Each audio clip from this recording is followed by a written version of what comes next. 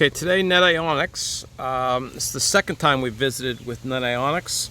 We had a little bit of this with the summer, so I'm gonna probably skip through the explanations, the vocabs, and we're just gonna go straight into the practicing.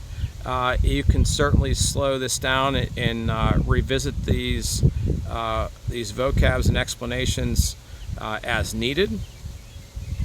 Certainly we'd like to go and make sure we have all these rules taken care of to make it a correct net ionic. And I'm going to try, by the way, just like you are going to try to do, to go as quickly as possible straight into a final net ionic instead of doing all the steps A, B, and C written down on a piece of paper. Because when we get to tests for certain, but also even in homeworks, your time is very important and you have other things to do. And if you can kind of improve your efficiency by just going straight to answers, it will definitely make your life a little bit easier for sure. Okay, so to make these go a little bit faster, I think what you'd like to try to do is try to figure out what type of reaction it is. If you know what type of reaction it is, that typically will allow you to kind of set some things up and make some predictions. Okay, so we have lead to nitrate, okay, and we have potassium iodide.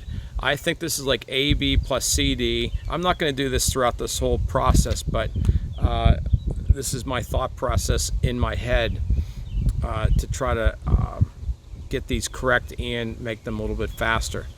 So I think this is AB plus CD, double replacement, and that means acid base or precipitate. Well, there's no acid and bases in here, so I think it's going to be a precipitate. So I need to look at lead 2 nitrate, try to figure out which part of that is going to be part of a precipitate. Nitrates are always soluble with no matter what they're with, so it's not going to be nitrate, so it must be lead 2. So Pb plus 2. So now I know that the lead has to combine with the anion. Can't combine with potassium ions. You can't have a cation precipitate. You can't have an anion. It needs a cation and an anion to make a precipitate. So that's iodide. So Pb plus 2 and I minus starts off, I guess you can kind of think of it this way, but you need 2 iodides for every 1 lead because these have to be neutral compounds. And then to satisfy the law of conservation of mass, there would be our answer. Okay, and I like to box my answers when I am done.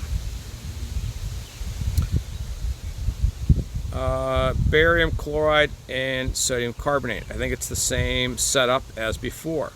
Now barium chloride, maybe if you're a little fuzzy on your solubility rules, maybe skip that part for a second. Sodium carbonate.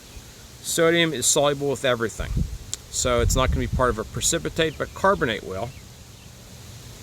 And by the way, does it matter if you write the anion first and the cation second on a particular side of a chemical reaction? It doesn't. Where it does matter is when you're setting up the formula. The formula unit, you need the cation first and the anion second. So if carbonate is part of the precipitate, that means barium would also have to be part of the precipitate.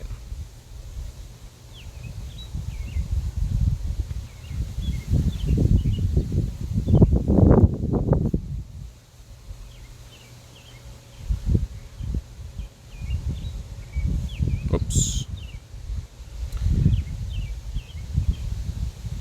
Okay, I think this is also a double replacement precipitate reaction.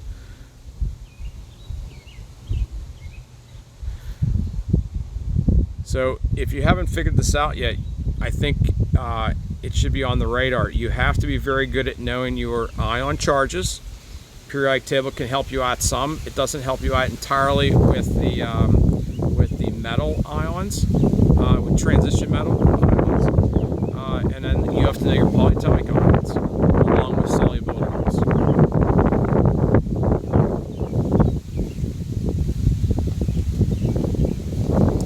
And so, how am I walking through this fairly quickly? So I know nitrate can't be part of a precipitate. I know potassium can't be part of precipitate because I know my solubility rules.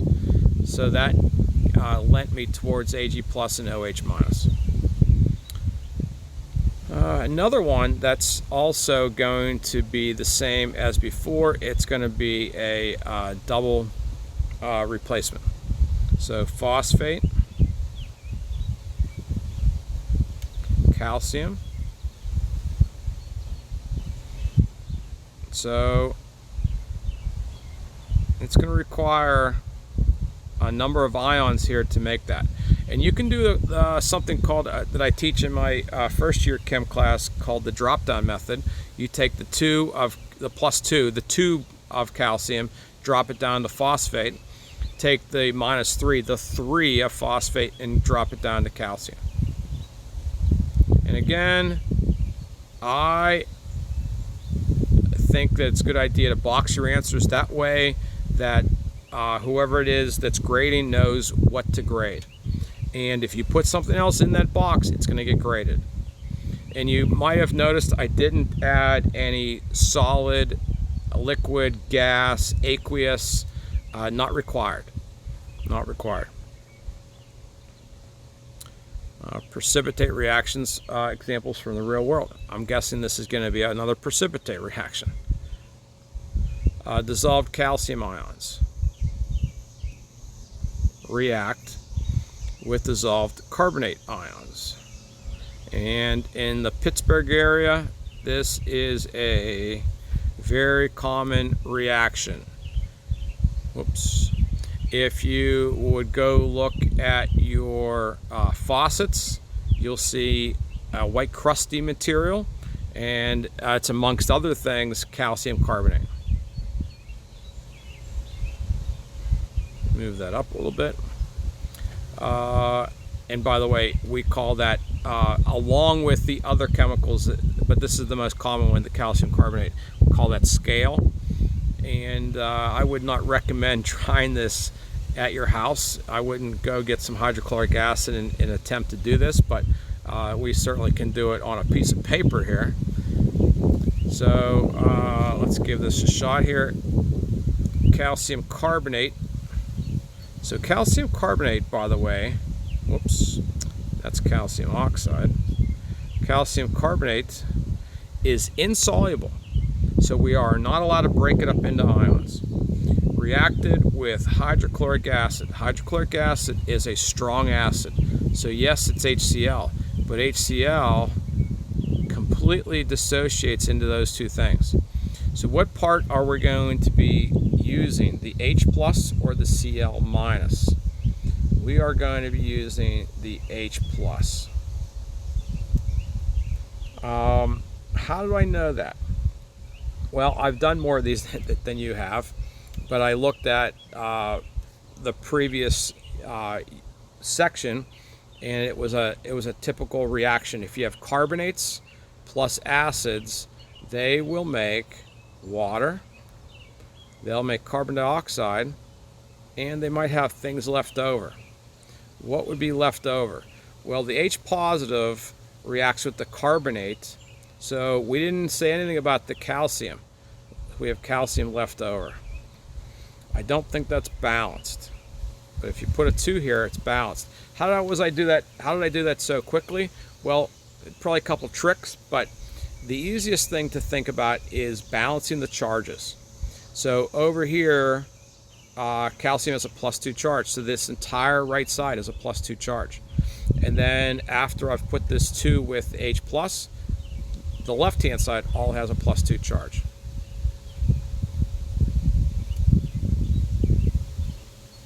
I don't know if that's going to box or not. We'll give it a shot. There it is. think these might be our last. No, we have a couple more. Aluminum metal is added to copper 2 chloride. I don't think this is going to be a chance for double replacement, so because aluminum metal is by itself. So I think this is going to be single replacement. Aluminum metal, no charge. What's it going to replace? Copper ions. So the metal will become an ion, the ion will become a metal.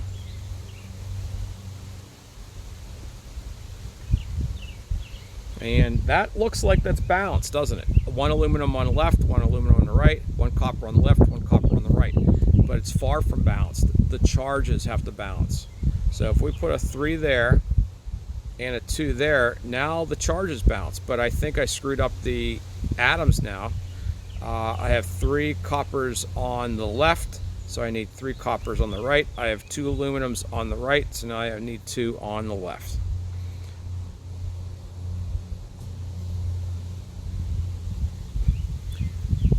And I think this one's also going to be a single replacement. Bromine. You have to know also your diatomic. Your diatomics. A lot of people call them the Brinkelhoffs. Whatever method you want to use to keep those straight. Brinkelhoff might be your method. And potassium iodide. So this is a non-metal, so it's going to replace the non-metal component. So the Br2 becomes an ion, and then the I- has to become a compound, an elemental. So just like we did before, you need to balance those charges. I don't expect that you're going to be going through those quite as quickly as I'm going through them now.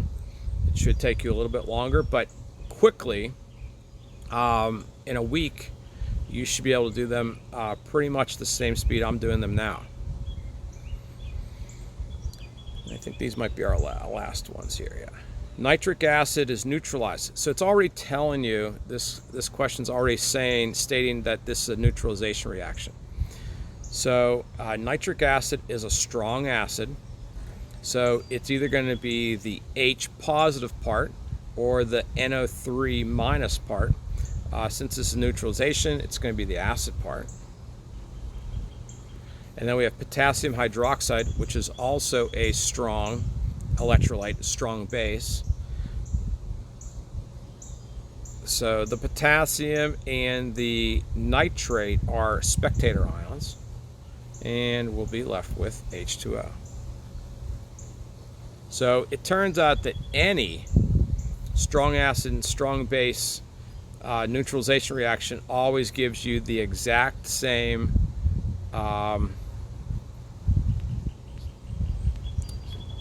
reaction. Looks like I can't even erase that. Okay, hydrofluoric acid, on the other hand, is not a strong acid. So what does that mean? That means I am not allowed to break it up into its ions. I have to write it in that full method there. Titrated with sodium hydroxide. So this is an acid, so it's going to react with a base. What part of sodium hydroxide is a base? Hydroxide. Is sodium hydroxide a strong base? Yes, it is. So therefore, sodium hydroxide breaks up fully into its components. So it's only going to react with the hydroxide component. So H from HF and OH make water. And then do we have anything left? Yeah, we didn't account for F. Well, remember that H positive and F minus make HF. So that's an ion. And I think everything balances.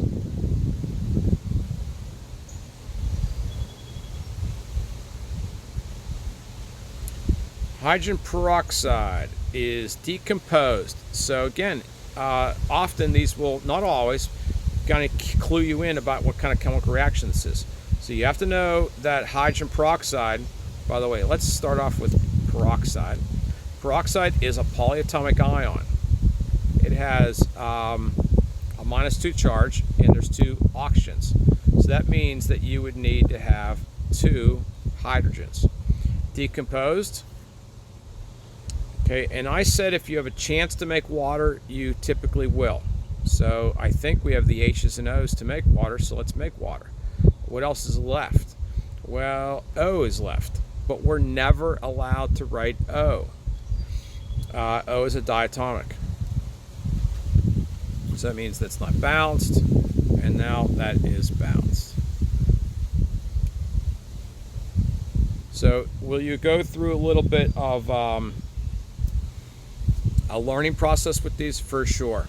But at some point, these will become, just like every other student that has taken AP Chemistry, these become second nature after a while.